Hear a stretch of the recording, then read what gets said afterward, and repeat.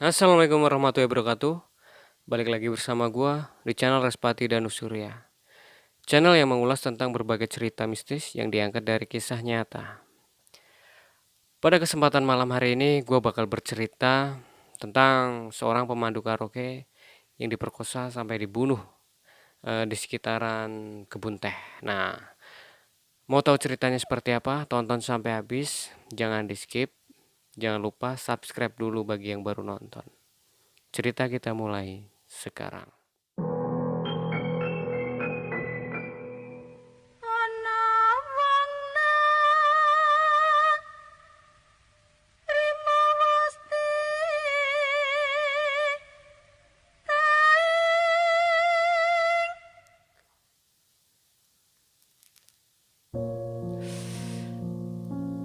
Pada awalnya, tahun 2000-an, ada seorang pemandu karaoke yang bernama Rita. Nah, Rita ini suatu malam diajak oleh teman laki-lakinya pergi.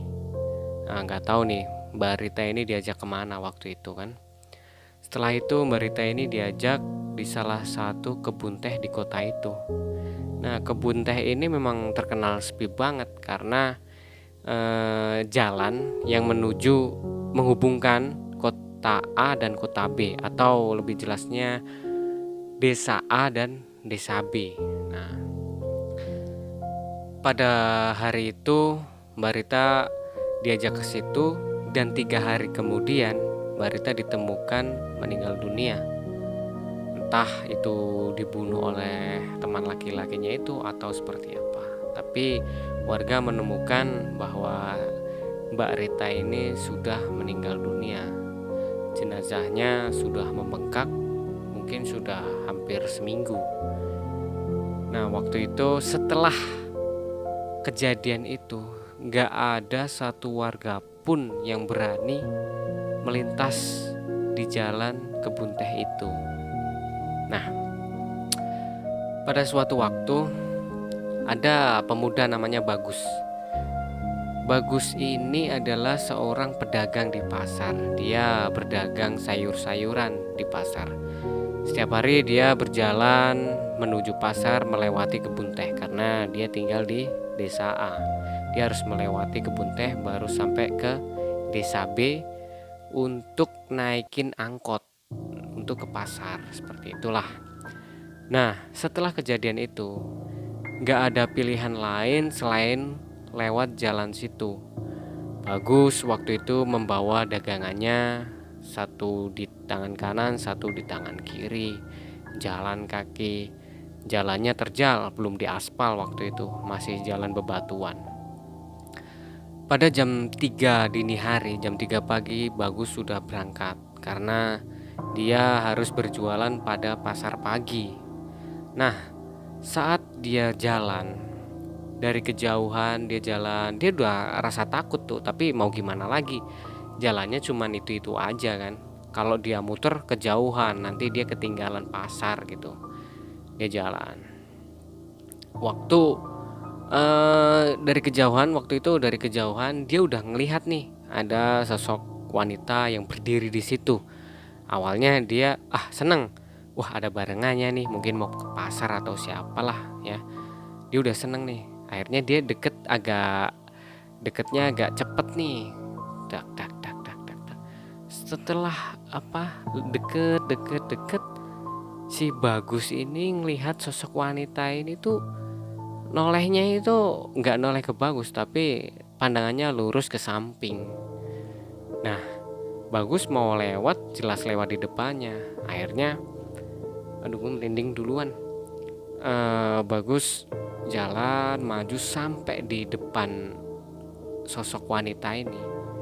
Dia nyapalah, "Mbak, mau ke pasar?" Nah, si mbak-mbak ini tuh diem aja. Habis itu noleh ke Bagus dan kalian tahu mukanya seperti apa? Mukanya itu bengkak, merah, dan keluar belatung kecil-kecil dari sela-sela mukanya. Bagus ketika kaget menjerit, dagangannya dilepas, dia lari pontang-panting sampai ke ujung jalan, ke desa B lah, tempat untuk dia nyari angkot. Nah, di situ udah banyak orang lah. Terus ditanya, "Kenapa Gus? Kenapa Gus? Kenapa Gus?" Dia cuman a i u e o aja. Terus si salah satu dari mereka tanya, "Kamu lewat situ?" Bagus cuman ngangguk aja, "Oh pantesan, kita nggak ada yang lewat situ, kita mending muter jauh." Tapi ya si Bagus gimana kan, akhirnya Bagus dikasih minum air putih sama warga sekitar lah.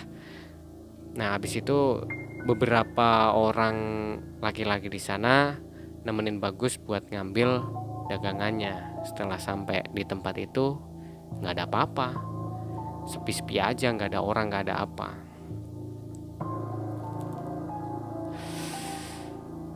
Habis itu setelah berhari-hari Bagus nggak mau ngelewatin jalan itu. Nah ada lagi ibu-ibu namanya Ibu Sri. Ibu Sri ini juga pedagang sayur. Nah Ibu Sri ini pulang dari Jakarta udah sebulan, dia nggak tahu kalau ada kejadian itu.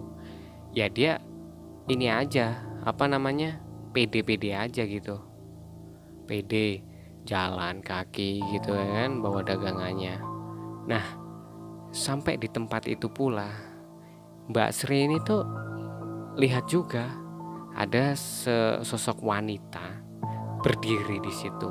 Nah waktu Mbak Sri lihat sosok wanita, dia ngampirin, kirain temennya gitu kan, mbak bareng mbak gitu, kalau mau jalan gitu kan, karena emang gelap banget, mereka cuman pakai senter gitu dia. Waktu mendekati si wanita ini tuh dideketi, mukanya katanya biasa aja. Wah, katanya mukanya ini biasa, normal pada umumnya. Ditanya sama Mbak Sri, "Mau ke pasar juga ya Mbak? Bareng aja yuk." Bareng. Dia cuma ngangguk aja, jalan itu sebelahan. "Mbak dari mana?" Diem aja. "Mau ke pasar Mbak." "Kok sendirian, berani banget lewat jalan sepi kayak gini?" Dia cuma diem aja. Nah Mbak Sri ini udah mulai aneh kan. Lah, orang diajak ngobrol kok diem-diem aja. Kenapa ini?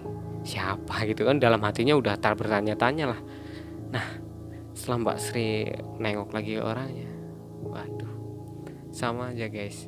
Jadi mukanya itu bengkak terus ya, belatungan gitu, mau badannya udah compang-camping gitu, lumpur doang gitu kan.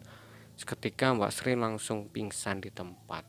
Nah pagi hari jam 8 jam 9 itu ditemukan sama petani kebun teh situ, dibawalah ke tempat balai desa.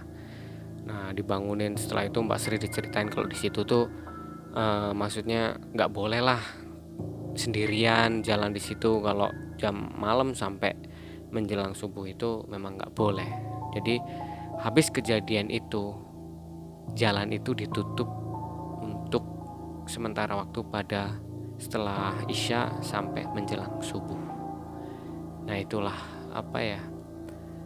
diceritain sih waktu itu ngeri juga ya. Aku diceritain sama temanku.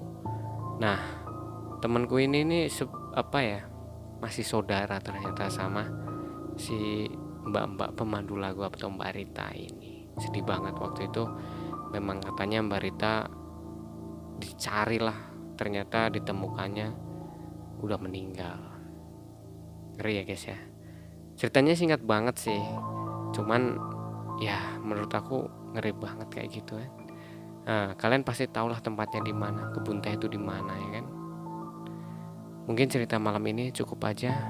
Kita lanjut besok. Assalamualaikum warahmatullahi wabarakatuh.